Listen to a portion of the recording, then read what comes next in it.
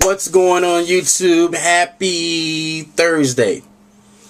The topic today is, are you and your spouse glued together when it comes to finance? What am I talking about? Are you a guy that goes out, you eat out by yourself, you go to a strip club, you go out drinking, you have this secret life that you live where you're spending money on the side and your spouse doesn't know about it? Or are you a lady that goes out and you have a shopping addiction? You're buying clothes and you're hiding them in a certain area in your car and sneaking them in when a husband goes home, whatever, and blending them in with your other clothes. Are you doing something secret that your spouse doesn't know about?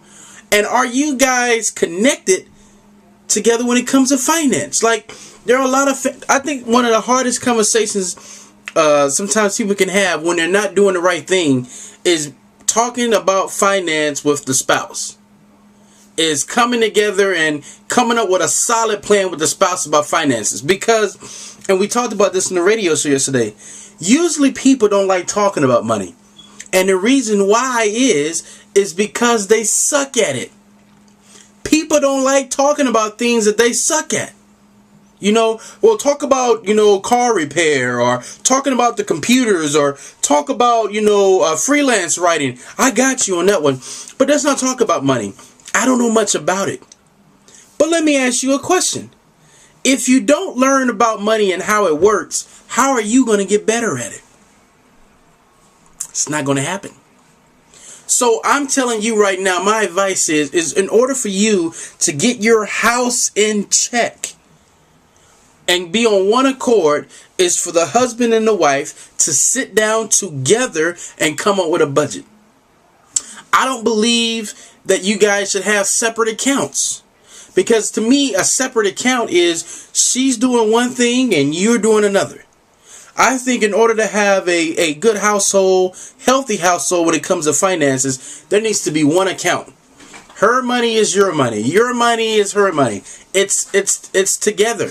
There's no like, well, I'm making this money over here and you're making this money over here. That doesn't work.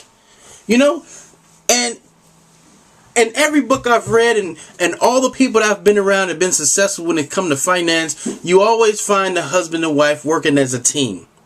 Because a lot of us, we don't look at that spouse that you have as a teammate.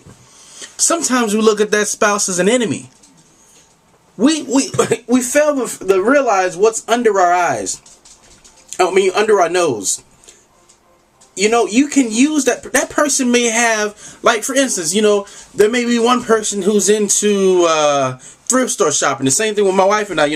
I was one that when I first started thrift store shopping, I thought it was kind of like nasty to get secondhand clothes from somewhere else. I used to be a man that, hey, you need to go to the mall to shop.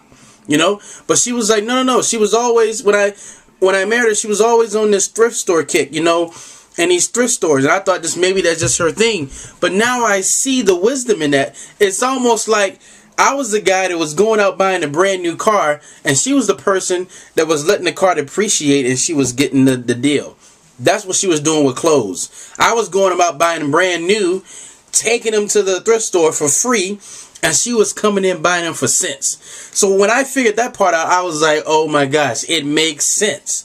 So I adapted that in my life, But I'm just telling you guys, I've been in a lot of households where I get in the house one day and I'm ready to run out of that house because I can tell that house isn't a financial bond.